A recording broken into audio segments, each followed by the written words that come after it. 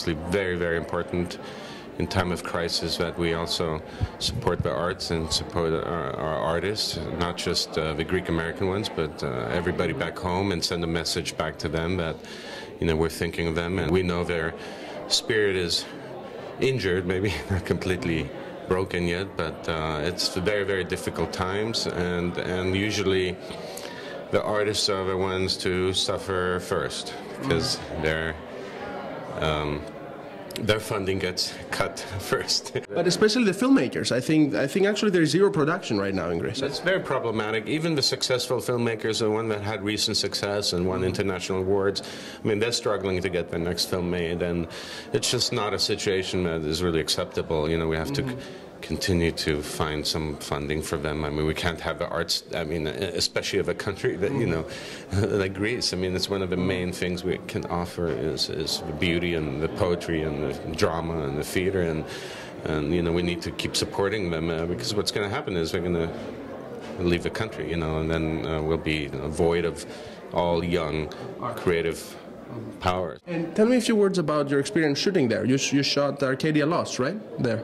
Shot Arcadia Lost with like a 95% Greek crew. It's a great experience. We have all the technicians, we have equipment, we obviously have the locations, the beauty, the country, the light. So there's no reason why we shouldn't be a stronger film nation within Europe and make sure we keep productions in Greece. We have so many films with Greek themes that are shot outside of Greece, we start from Oliver Stone's Alexander to the latest, Mythbusters, the ones that they make here. None of it is filmed in Greece. What do you think of that? Well, the Greek laws are a little bit, the bureaucracy is still a problem in Greece. It's not facilitated for foreign productions to come. There was a Kendro Kinematografo, which is basically bankrupt now. The other problem we have in Greece is that we're very expensive. And there's a good reason for it. You can't really blame anybody, but we are part of the euro. And, so of course, the cost of living is higher than, let's say, certain neighbors we have, like Montenegro or Serbia. Like a crew in Greece is more expensive than a crew in the United States, you think? Well, actually, because of the euro, I would say on the same level could potentially be more expensive.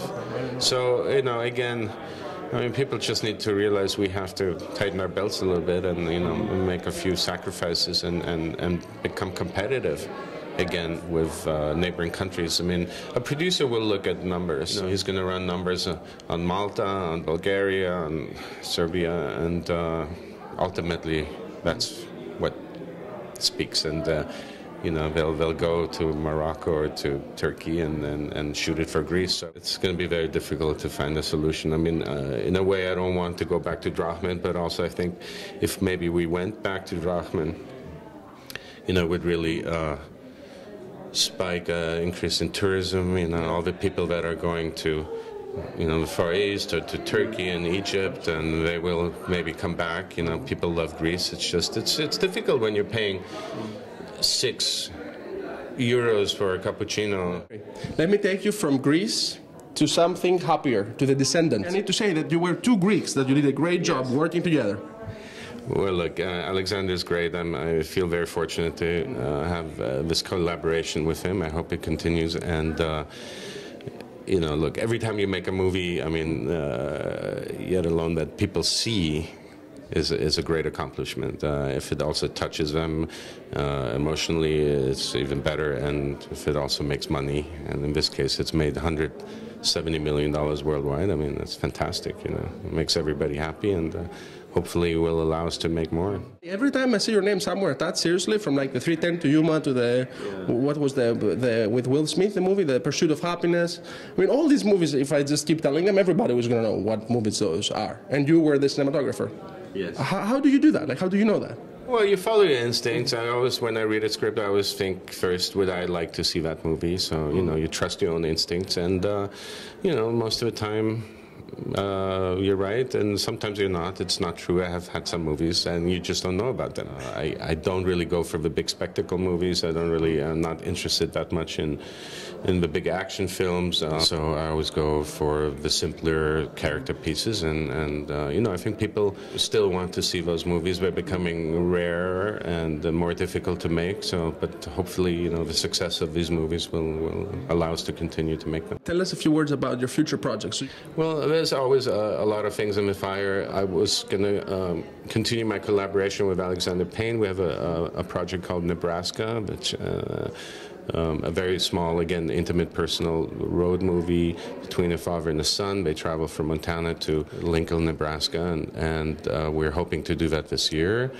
It's actually a black and white film, so that's very exciting for us. I'm just finishing up a movie I directed called Los Angeles, and which is a very small independent movie, and we're looking for distribution and some festival exposure. It's sort of a love story between two not fully functional people. It's sort of a little slice of Los Angeles life.